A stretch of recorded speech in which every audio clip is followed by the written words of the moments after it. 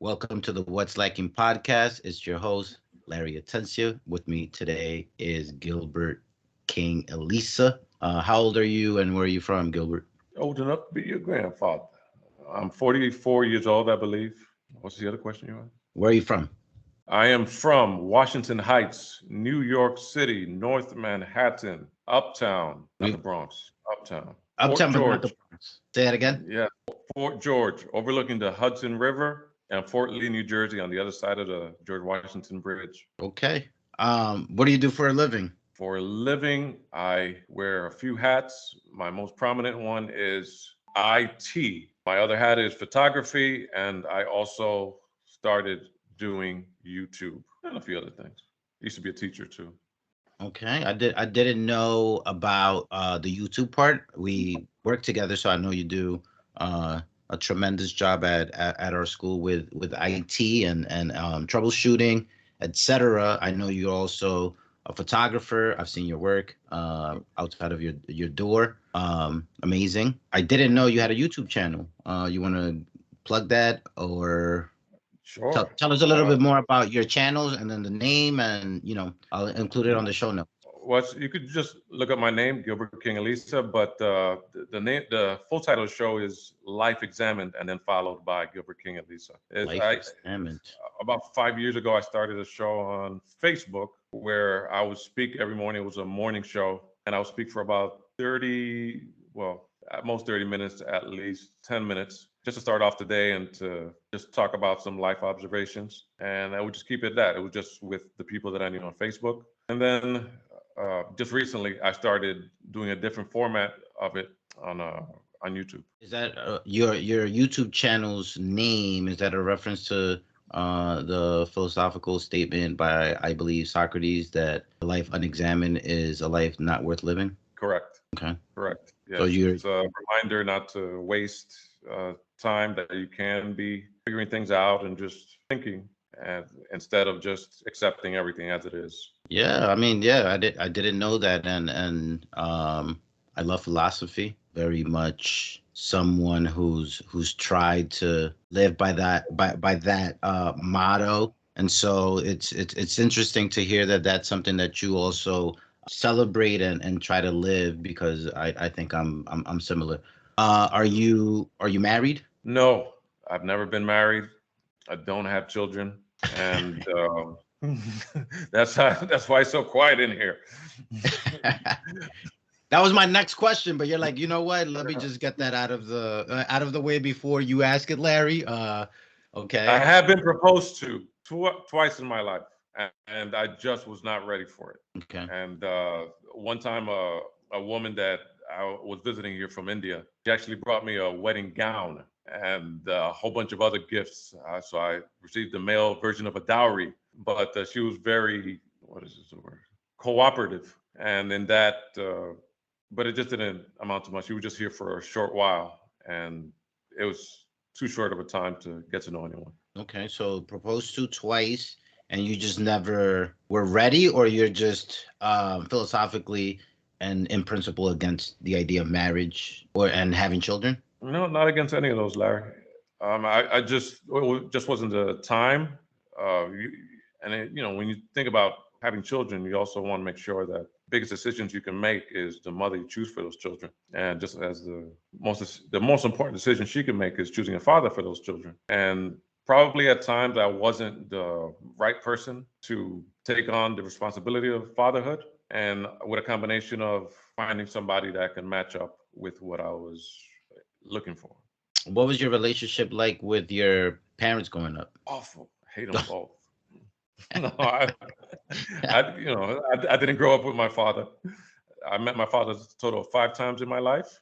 I don't hate him because I don't know him, but I empathize with him because it's a man that I met for the first time, I believe, when I was 5. And since then, I met him 5 times. 2016 was the last time I heard from him over the phone. And he passed away a few months after that. I found out through the grapevine. And as far as with my mother, I believe she was my hero growing up. Is the first, in a way, like in a lot of communities where the mother is at the center of everything. She grows up in a way being God figure, and you listen to what she says. I think she was very smart in the time when she was growing up, She grew up in Cuba, Havana, Cuba, and she came here when she was in her mid-20s, and shortly after she had my brother and I. So she did a lot of things in a very short time, and she lived a lot of life.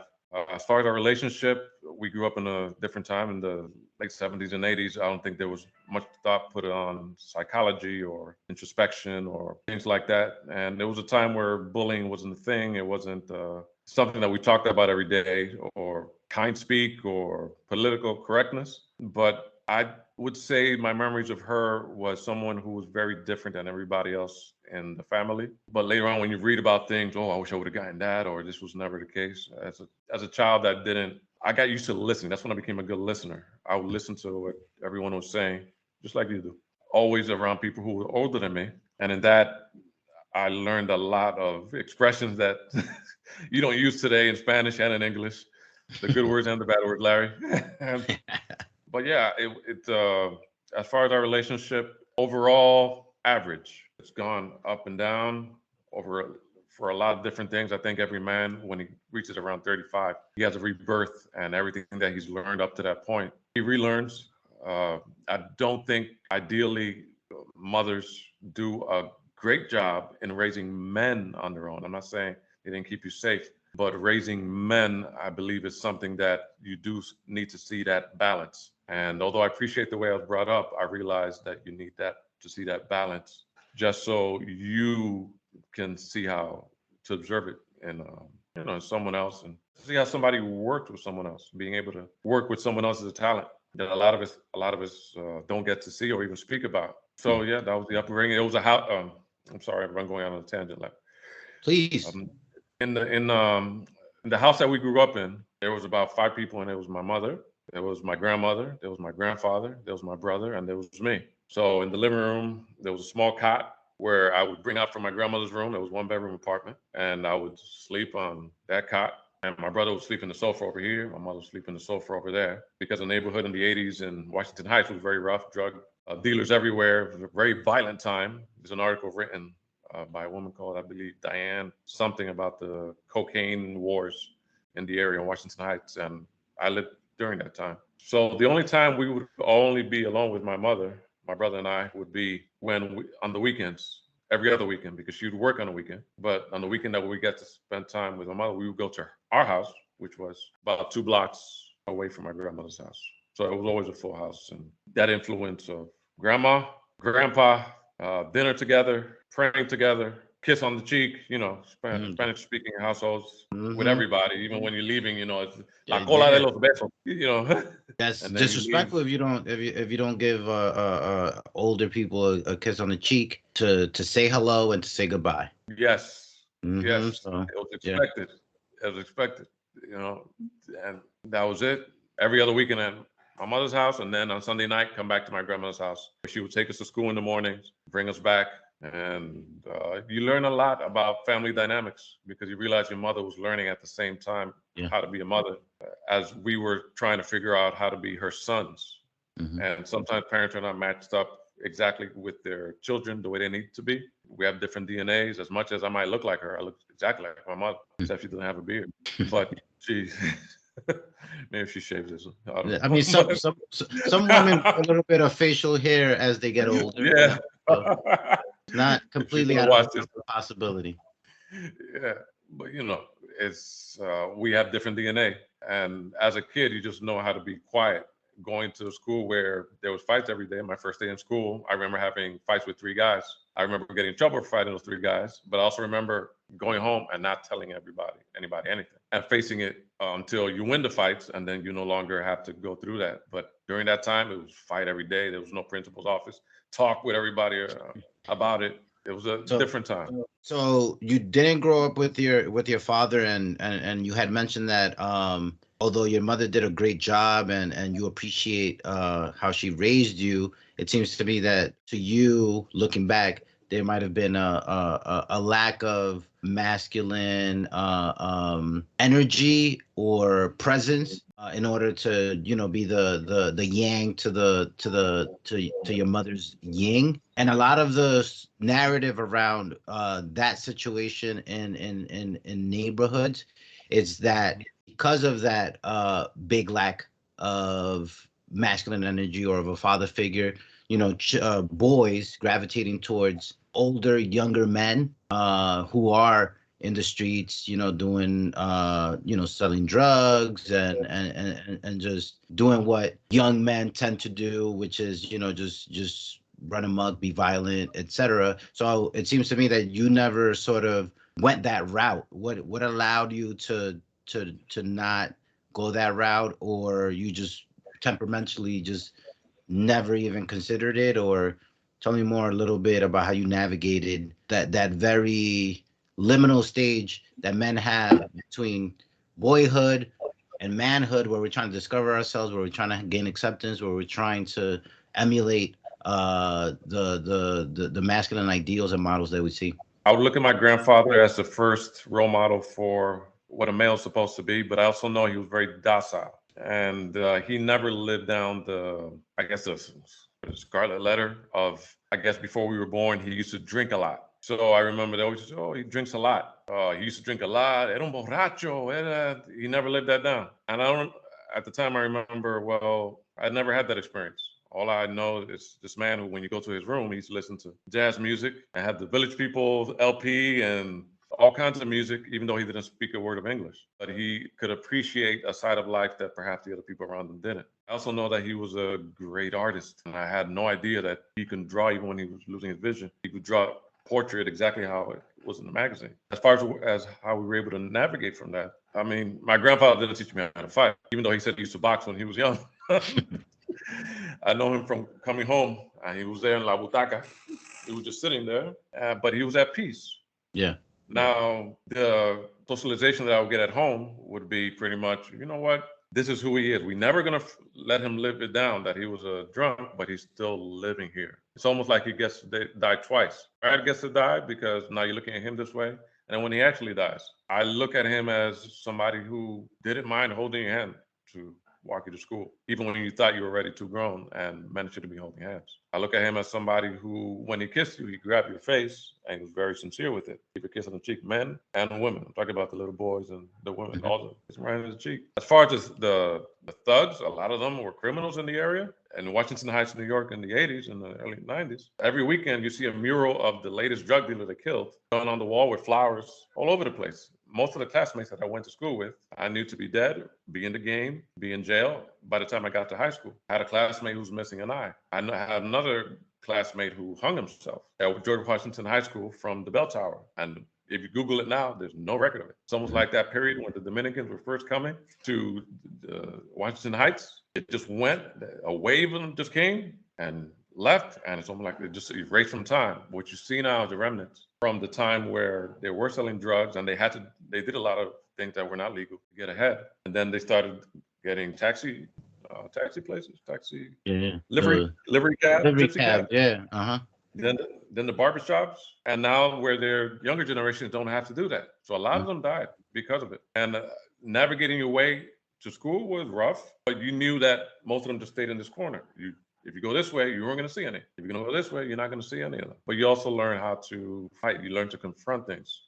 There's no growth without resistance. And coming home, I didn't tell you anything to my mother. Those are experiences as a boy you grow up with and you keep inside, you internalize. And you think it's normal growing up in New York until you go to half an hour outside of New York and you realize that's not normal. Oh, you can leave your bike on the floor. I had my skates taken the first day they were bought. Oh. Just from leaving them outside. And, if your mother doesn't have money, you're not going to get skates until maybe a few years later. Yeah. I had my dyno bike stolen. I hated that. You understand? And I think we could transition to the next question with this. Were you the type of boy who was already introspective and was trying to sort of look at life in a way that perhaps the majority of other boys in your neighborhood weren't, and that's the reason why perhaps you didn't gravitate towards that sort of lifestyle? Yeah, a very good question. I'm glad you asked it. This is a very smart person right here. No. You're a very smart person. Right. Please there. continue. I love the way that you were breaking down your childhood and just how you grew up with your mom and your grandparents and It was a incredible way of transporting me to a very particular moment, era, and place. I want to thank you for that. But continue. Yes. You know, I remember I used to get a lot from my aunt who's passed away early, and my grandmother. You always used to say, "Oh, he always asks a lot of big questions." When I was maybe 8 years old, 7, 8 years old, and this is going out shopping, coming home from church. Like yo, and they used to look at each other because in front of a child, they don't know whether they should answer that question or not. It could be just about their relationship. It can be about whatever. And like, oh, siempre hace las preguntas duras. Oh, siempre hace because sometimes the person they wanted to talk about was right there in front of them, Hmm. and they didn't. And my mother, I'll say this, I give her credit for this. When I turned 12, she knew that I had a bad temper, and that came probably from not being able to speak or holding a lot of stuff that happened in school, and not particularly being good at school, or being good at math, or being able to share that. And the teacher just, hey, I'm going to choose on the student that knows everything, so I can look good as a teacher and ignore everybody else, and Yeah. be like, oh, I'm just dumb. I'll come back tomorrow, but I'm still not getting it. And then having to fight people in school where I knew I can take them, but I knew that at the same time I didn't want to hurt them. And it's not because I couldn't fight; it's just because I didn't want to fight. Hmm. And my mother, when I was 12, she gave me this book by Wayne Dyer called The Erroneous Zones, and it's a white man on the cover with a bald head and crooked teeth, and you could tell he drinks a lot of coffee or tea. I think he liked to have a lot of sex. He had about 10 kids. He had to keep writing books. But his most important one, translated more than 1 million copies, was the erroneous zone, not erogenous zones, erroneous zones, where it goes deep down into the psychology of people. And she would have me read a chapter a day, and I hated it. I remember it was summer when I was 12, because she said, "You can't go outside until you finish reading this book." Until I realized she gave me this book because I know this book spoke to her, and it talked about how to deal with anger. It talked about how to deal with, this is before you go and get help in public, or at least be able to afford it. He said The Erroneous Zones was the book. And I remember reading another one of his books later on. But it helped in a lot in dealing with people and understanding what I was being faced with, but wasn't coming outward and saying, this is what I'm going through. This Yeah. is what's happening in school. I spoke Spanish in school, but I didn't speak Spanish in school. My first experience in school, they put me in a class for Spanish speakers only because I was so quiet in school. They thought I didn't know how to speak English, but it was because I was surrounded by people that were a lot more dominant. I was Hmm. surrounded by people that all knew each other because they had the same culture. Yeah. And it was wild. So the community was going through a transition. It was going from French, Jewish, Greek, and Irish. The flight Yeah. happened. They're moving across the bridge Right. to Right there. Florida, and the Dominicans. This is our home now, Yeah. and you are in the middle of it, and it just changed Completely. Yeah. overnight. So And then yeah, the those books. I know when I was coming up, I came here when I was 7, and I didn't know any English, obviously, but the model, and I'm not sure if it's still the same, was that they had majority Spanish classes, so it wasn't even an immersion class. It was like you would transition slowly from all Spanish classes, and as gained more mastery and knowledge of English, then they would start moving you a little bit, little by little, into just regular English classes. But New York City public schools, when I was growing up, if you wanted to just speak Spanish, that was an option for the kids. And Yes. and Yep. so I wonder if it was the same for you in Washington Heights, which New York City. I'm sure that was the case, or maybe I recall incorrectly, but I'm pretty sure that that's how it worked, and now that's not the case. Again, excellent point. Some of those classes you could get away with just speaking Spanish. Being in that Spanish class, I wasn't any more willing to talk because those classes were always wild. I'm talking about the first wave of Dominicans that came to New York. Think about it. A little bit after Trujillo, they came to New York because they didn't, what the things that they were doing, they wouldn't get away with in the Dominican Republic. So when they would come to New York City, oh my goodness, we can do this here. This is an open market. Uh-huh. Open drug market. And we're getting free public school. And they're not gonna. I'm talking about people taking knives to school. I'm Yeah. talking about. Anyway, my mother stepped in. She said he needs to be back in that other class because the teacher. If we weren't getting a lesson in the regular class, we were getting even less of a lesson Yeah, exactly. in the Uh-huh. Spanish class. It was always subpar. So she's like, no, and I was like, yes, here we go. Here we go. Now I'm still not gonna talk more, but Yeah. I'm now with people who are speaking English and being socialized like that. They didn't remove me because of the fight that I had with the 3 kids the first day that were all in my class. They removed me because I didn't speak in school. Which where now that would be like, oh, Yeah, he's let's not speaking. He's let's just see speaking what's with his fists. right. But let's see what's going on. Let's try to, yeah. It's, I mean, it's funny how things change for the better, but then also how they change for and not for the better. And to put a bow on this part of the conversation, how would you just in general describe your experience in the educational world and educational system? Up until what grade? Just in general? Just in general, yeah. Tell me, K through 12. Tell me high school, and then maybe even a little bit of college, if you care to. In the educational world, starting off, it was a bad start because I didn't go to kindergarten at all. So I just started in first grade. I was hoping to go to kindergarten, but sometimes they say because of your age or because of your birthday falls on this date, or they have no more spots. Went straight to first grade. So I was taller, but I was still, not ready for Yeah. first grade yet. I didn't receive my first teacher that took an interest in my education up until I got to ninth grade. Now, I always got by in school just because everybody else was misbehaving. I would always get the behavior award. That was hard. I mean, I didn't have to go to school for that. Yeah. I would always get the attendance award because I've never missed a day. But as far as academics, my first year that I started realizing that I can be good at this thing called school was when a teacher, Mr. Stewart Fontek, ninth grade, Norman Thomas High School, 33rd Street and Park Avenue, which closed down like a lot of New York City schools. He would have me come in early. He would have me leave late. Nice. And I would get home at 7 sometimes. I would be in his classroom at 6. And Gilbert, you have to do it. You have to do it. You're making me mad. I can't sleep if you go do the problem on the board. Look, I'll give you a Snickers bar if you. It looked like a typical 1950s nerd with glasses and the hair to the side with a pencil here and just loved math. The first year I got 90s, 90s, A. Real person. The other one, junior high school, Mr. Ehrlich, he was very strict. He was the first person that I saw that kept people in line and they respected him because he ran the basketball program. I just found out he used to live in Long Island, so he drove more than an hour to get there. And he maintained a respect from everyone. Other teachers didn't like him because he maintained that respect and that order.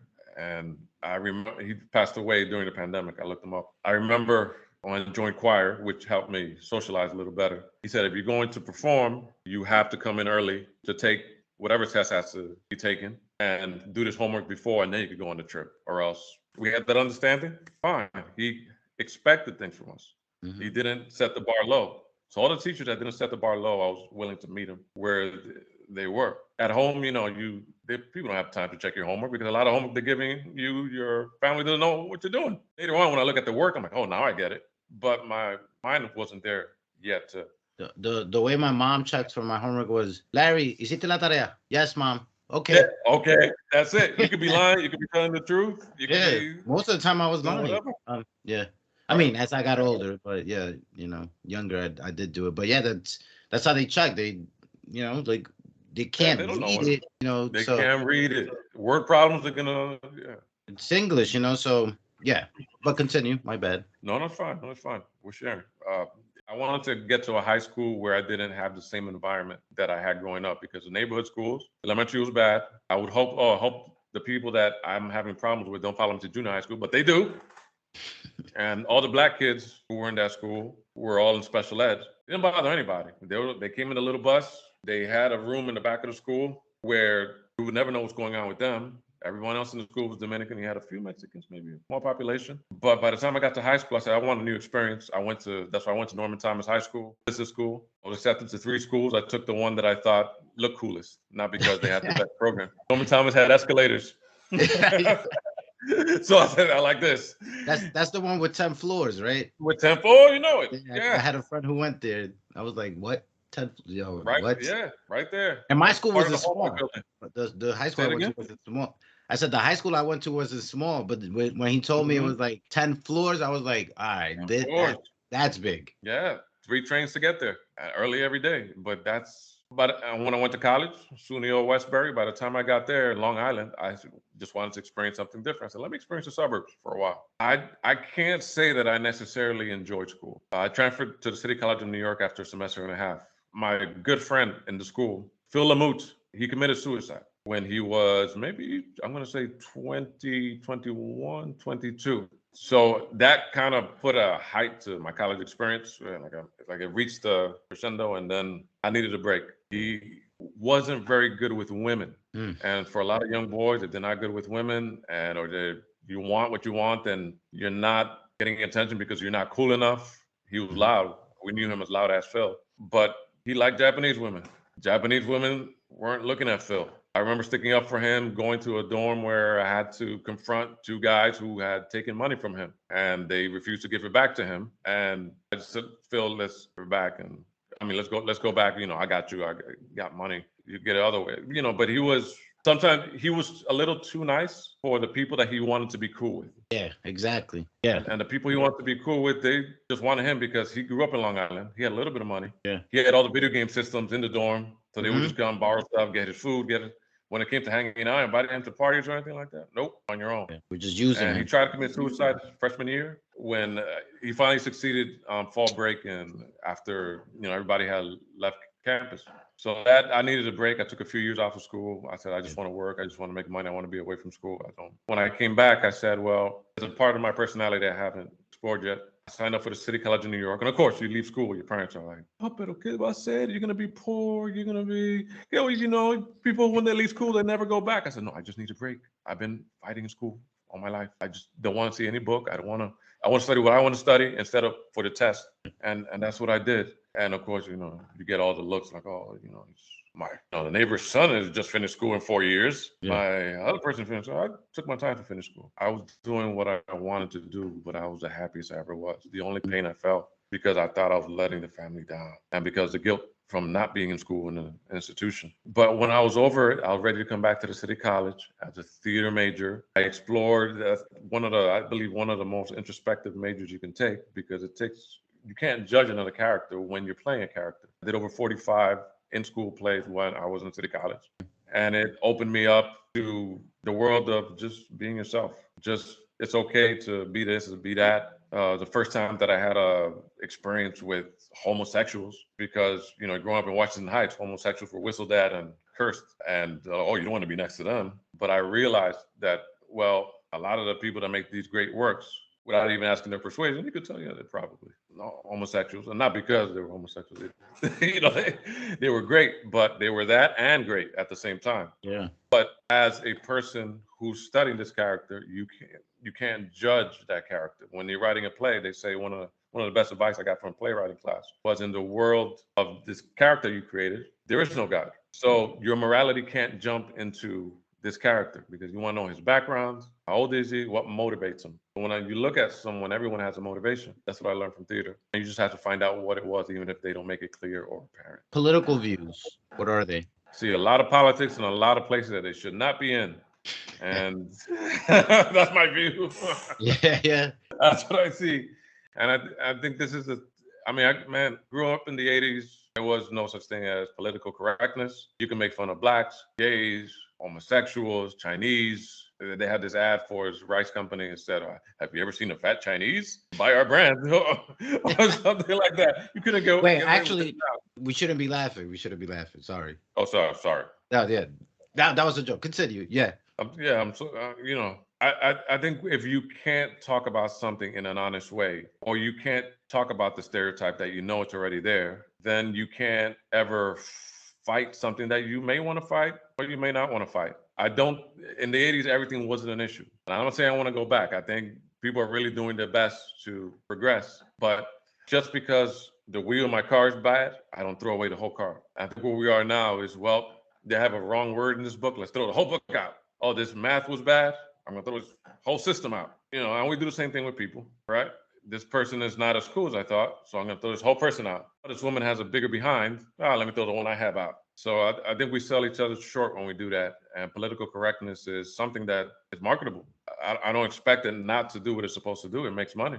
So if you are in right now, as far as political views, if you talk about if you're a Republican, you have to love hunting, you have to be for closed borders and hate socialism. If you're a liberal, you have to accept every change that comes sexually in society. You have to stand for every causes and for countries and for money that's being raised for causes that you don't even know where it's going. So if you're smart, I believe, if you especially if you have a history of being a political, you stay independent and say, who is going to do the best for my interests, whatever your interests are, whatever it is. Because if someone knows they already have your vote, well, I'm just going to vote blue because, whatever you do, vote blue. That's a slogan for the left. Or, oh, just vote red. Then they already know you have your vote. They don't have to fight for you. It's like a woman, if she knows that you're always going to be there, she's going to have to try harder. And just like she knows you're always going to be there, you don't have to try any harder. See what they are going to do for you. And many times it's just rhetoric. But if you cancel somebody, you get the displeasure of never getting to hear them speak. So whether that's the most awful person in history or the kindest person in history, because you're going to realize pretty much in a way they might be the same. And what you think is good might be something that this person thinks is bad, but I don't want to stop you from talking because you like something that I don't like. So with that comes fear. And if everybody is scared, we don't make good decisions. If I know that I'm up to my last paycheck and I'm being evicted, I'm just going to get a place that might have roaches and rats and whatever, because I'm not making if I know my time for having babies is going to run out, I'm going to pick whatever guy, even if he's not the best for me, and have babies with him. And he might not be ready to have a father. I'm being pressured. But anything I think you do because of obligations, whether it's a picket sign or a sticker or a bumper sticker, you're not going to make your best decision. You're going to ignore, and you're going to miss out on a lot of great artists, a lot of great comedy, a lot of great works of literature, a lot of geniuses, a lot of podcasts like this one that you're on, that you created with your own sweat and tears and your will. On a Friday night, you could be in a bar drinking right now, right? Yeah, I stopped drinking.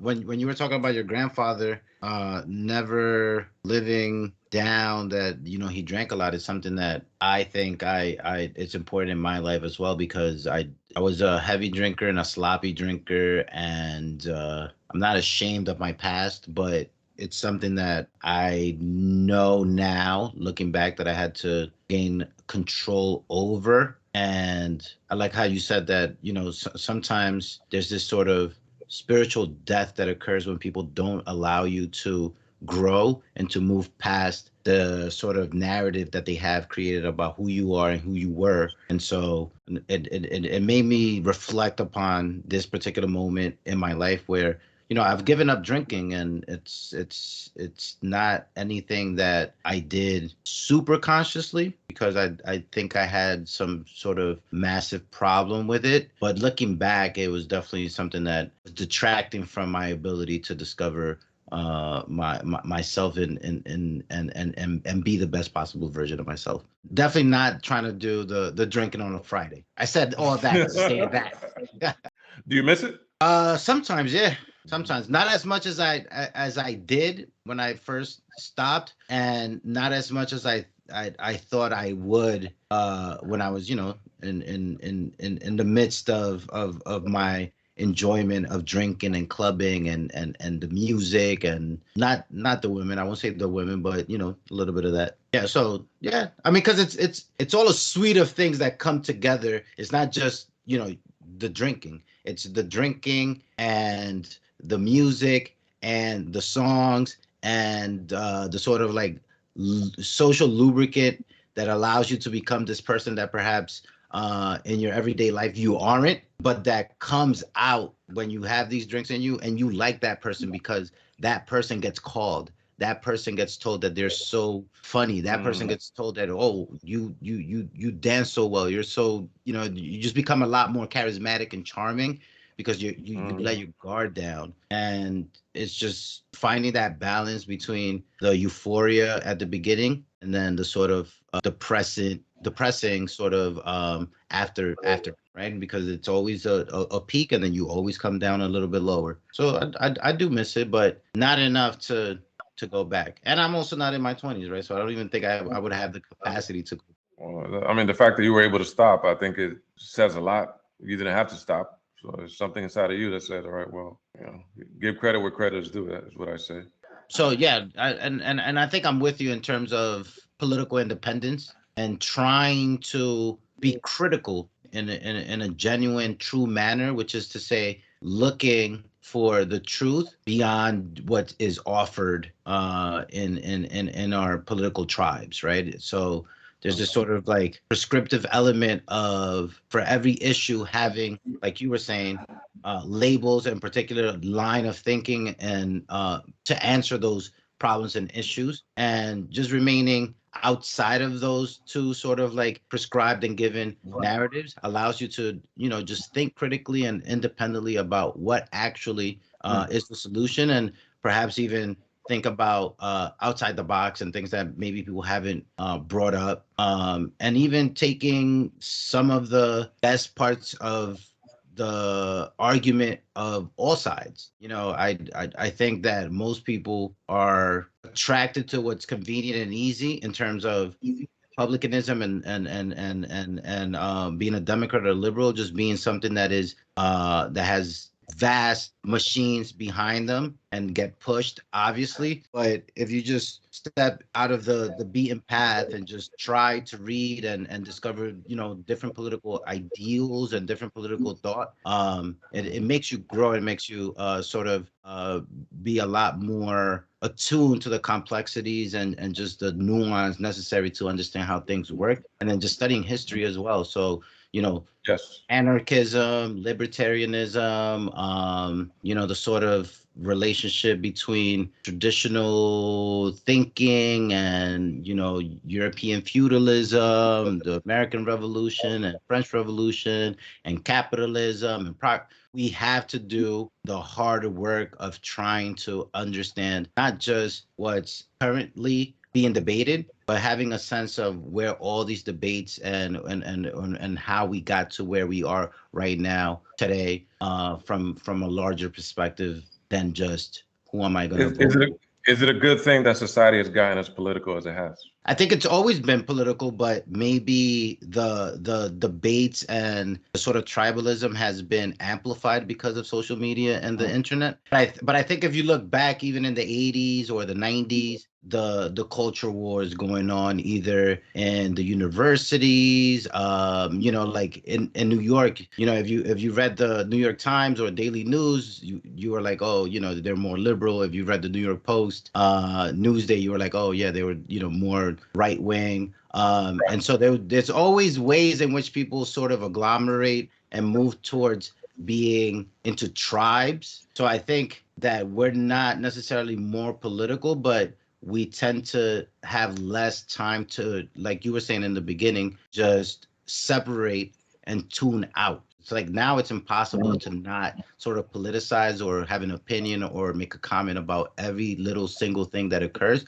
Whereas before, maybe it wouldn't necessarily happen as much as it does now. But it was definitely something that, I think people had opinions and ideas and were just as tribal before.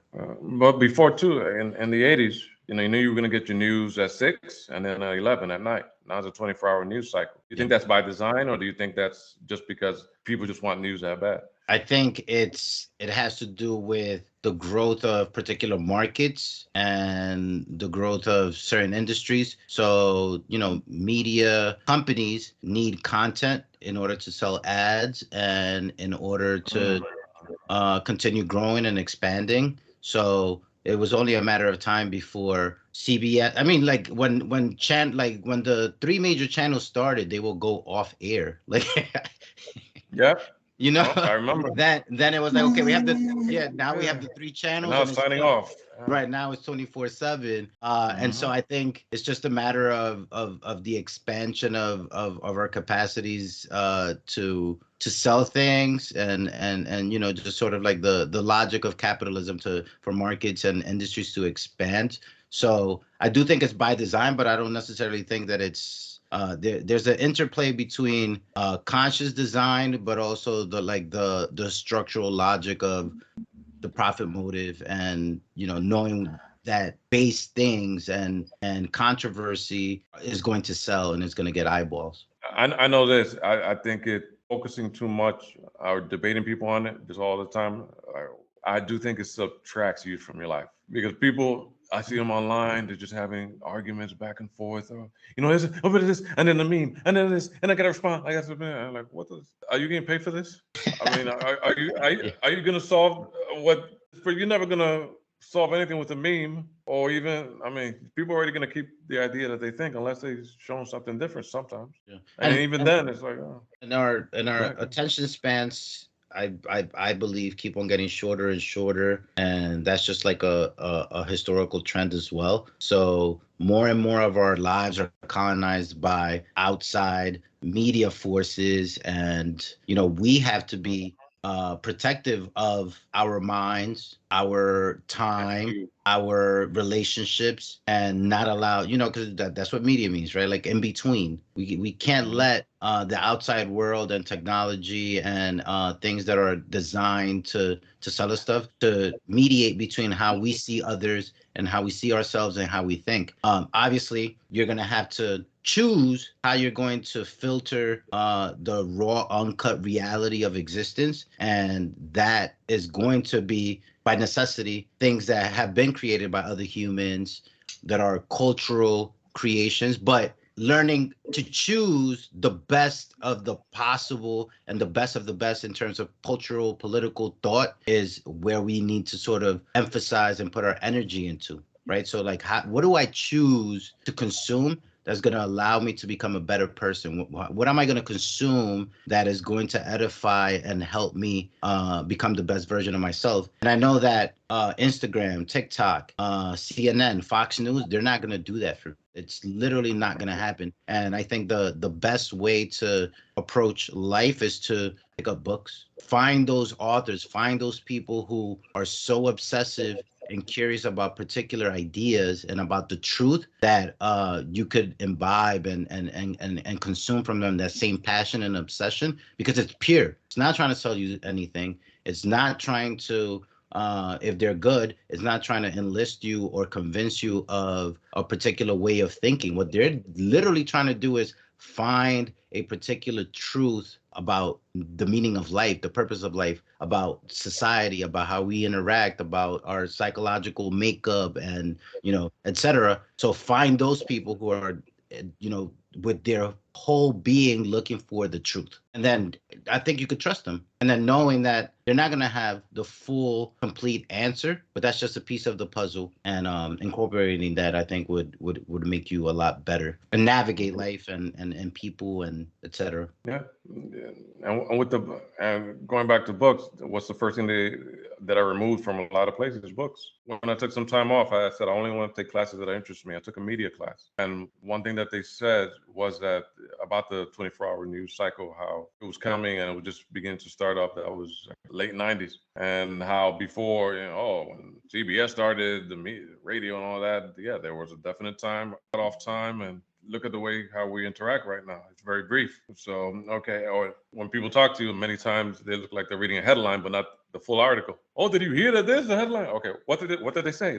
The facts. Well, I don't know. I just read that they said that the Earth was going to blow up tomorrow, and Yeah. that's as far as we get into its surface. Like We you meant. it's convenient and easy for us to follow and do what we're told, because then we don't have to take responsibility for our own selves and our own thoughts and our own vocabulary and ourselves, because taking responsibility of all those things is exhausting. Mm-hmm. Takes a lot of energy. It takes a lot of strength that a lot of us don't have, and to be honest, sometimes we can't have it because of all of the strictures and demands of post-industrial late capitalist society. Like we work a lot, we are exhausted. There's constant a constant barrage of the 24-hour news cycle, or texting, or emails, scheduling, and getting gas, and then I have to go to the supermarket, and I can't forget to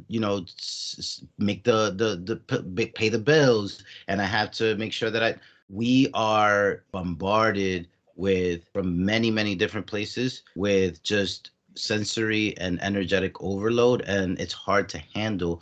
And unless you want to do the hard Correct. work of trying to strengthen yourself internally to be able to withstand that, and you're just Mm-hmm. going to look for the shortcut. But starting in the 80s, right? That was the first generation. I think they were stuck to the television. And you grew up on television because the parents weren't home. They had to work. Your salary no longer was able to cover the costs of a lot of things for a lot of families. So it's funny because my friends a lot of times say, how do you remember all that stuff from TV from way back in the day? That, you know, either commercial jingles or Sears song that can make you nostalgic, or the toy that this Christmas that you wanted and got.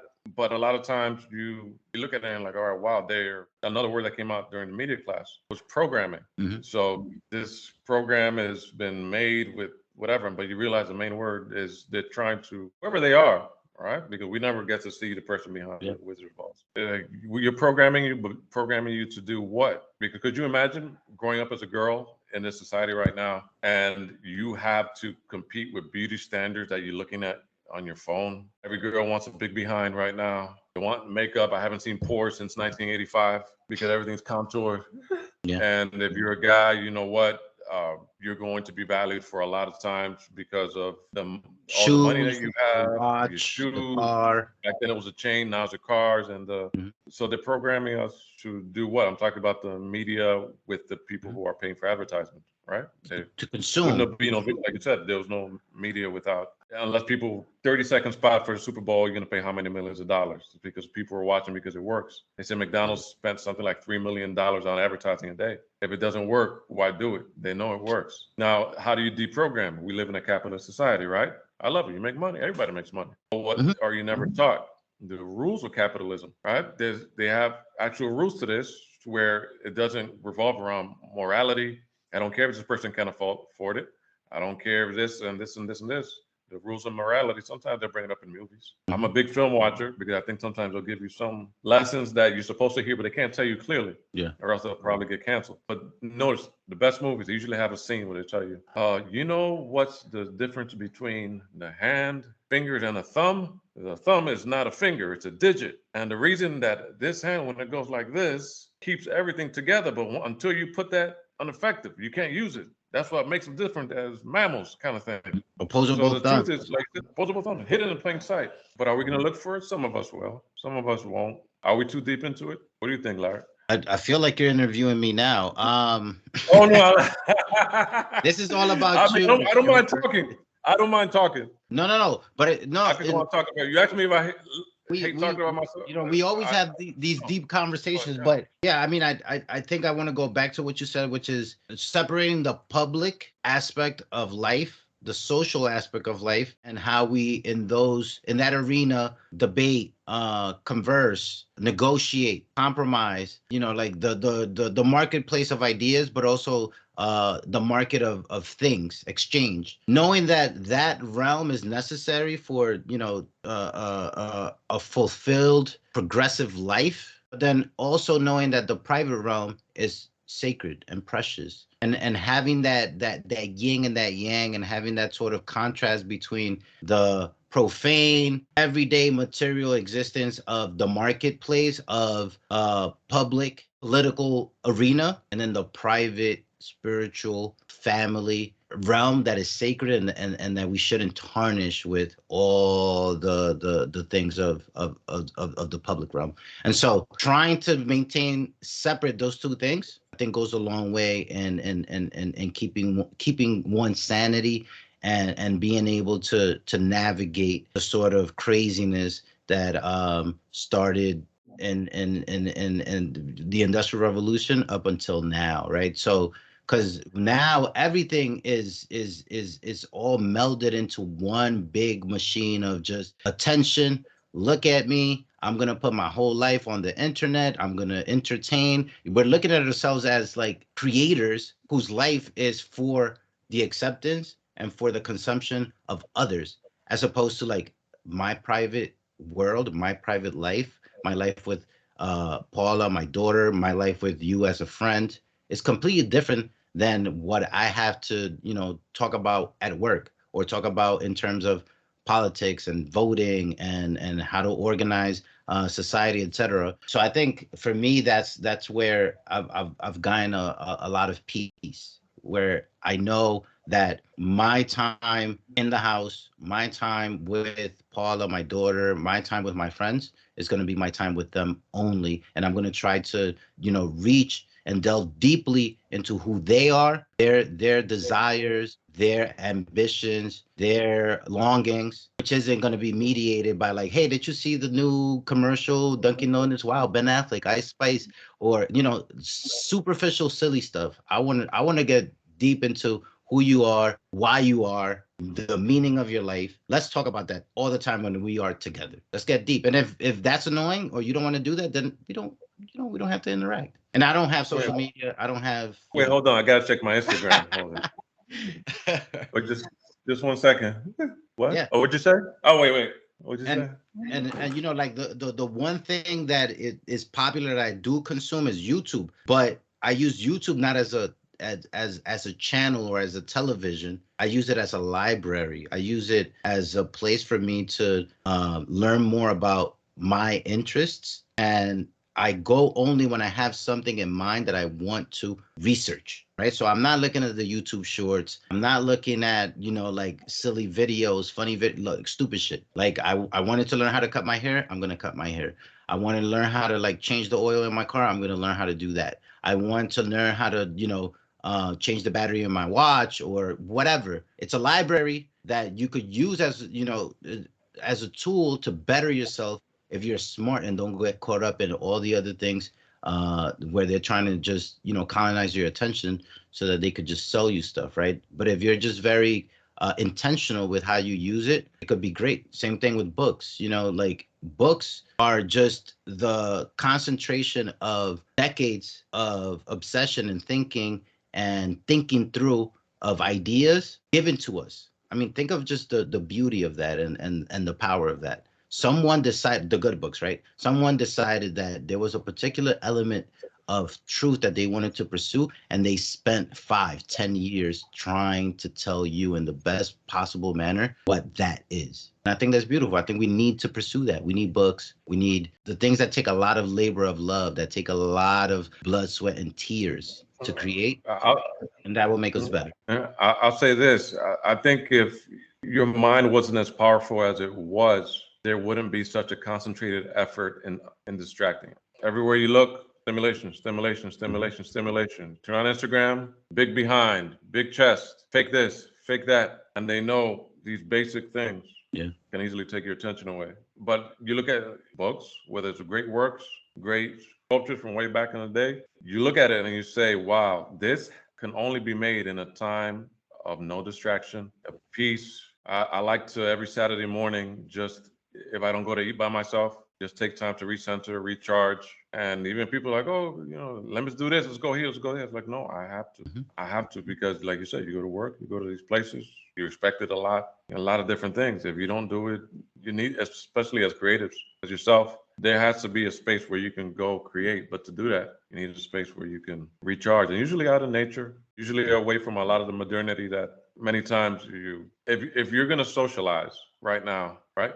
And anti-social media forums, right? They call it social media, but I call it anti-social media Yeah. because you get off on likes. All right. Uh-huh. So if someone doesn't like you, then I had a woman that I used to know. She used to always worry about how many likes she got on her posts. And in her own life, no friends. She got on TikTok. Oh my God, just for being silly, I get 6,000 likes and shares. So if that's what you need, I haven't been, for what I do in photography, it requires constant posting on social media sites, but I realize I need to take a break from that. And since I've done it, I've heard a lot from people who would never have contacted me if I was still posting all the time, but people who look but never reach out Mhm. for whatever reason. And you could create whatever world you want online. Even if online in your person you're cowardly, online you're brave, you're strong, you're rich. But what you don't see when this person being vulnerable, this person has an argument with their parent, where the parent looks at them or the people next to them saying, you ain't good enough. You can't, I don't think you can make it. I don't want you to go further than where I put you. And your friends might not want you to go further. And you're constantly competing with someone else because they think you have the life. You realize just by the celebrities I don't want to ruin your cast, who've deleted themselves. No, you could say the That word. I don't want your channel to get a strike. Trust me. Trust me. Yeah. Okay. They don't play. Even if you mention that country with the word R, you won't get any views. If you say, all right, well, I want their life, well, you see, You had Whitney Houston, right? You had DMX, ODB, Michael Jackson. The one industry they don't talk about, right? You Prince. can self-medicate, or you can realize, you know what? I have money, but I still don't find my place here. Hmm. And we don't usually talk about this because the only emotion that a lot of us are willing to deal with is happiness. And if we don't have happy, we don't talk about anything that's in between. Hmm. And I mean, think about it. The people who are around you most of the time that only can deal with the happy emotion, when you're going through something, they can't talk to you. They can't help. They'll say, oh, well, I guess call me back when you feel better.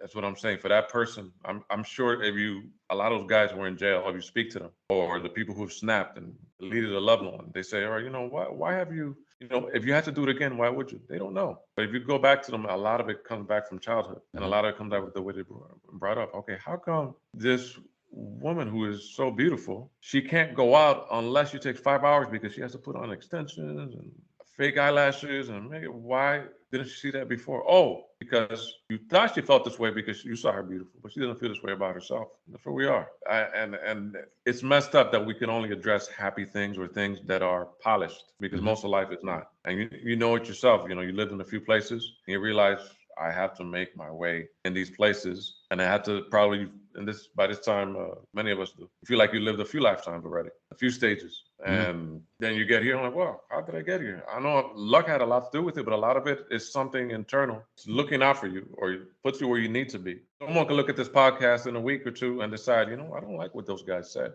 Let's remove them. They shouldn't have the right to work. And imagine that. The person doesn't have a right to make money because of a disagreement. That's where we are. The question that, like a lot of the books that you mentioned, a lot of the classics, they never thought their books were going to be canceled because they didn't write it for that reason. They did it to move society forward. So, but when everything becomes politicized, then that's when you have to worry the most, because now you say you're worried about racism, but you don't. You're worried about the business of racism. Say you're worried about anti-Semitism. No, you're worried about the business of anti-Semitism. There's money in all of it. You say, oh, we don't care about fat shaming or bullying, because no, you want to be able to sell those orange stickers. You want to be able to sell these programs to stop it. But in reality, you just realize after the Industrial Revolution and after modernity, we never sat and realized when things get easier, we don't need that many people. What are we going to do with all these people that need to eat? And they keep being born? We need to find a place to put them. And so we got to create jobs that a lot of times are not jobs. The business of race, I don't know what that is.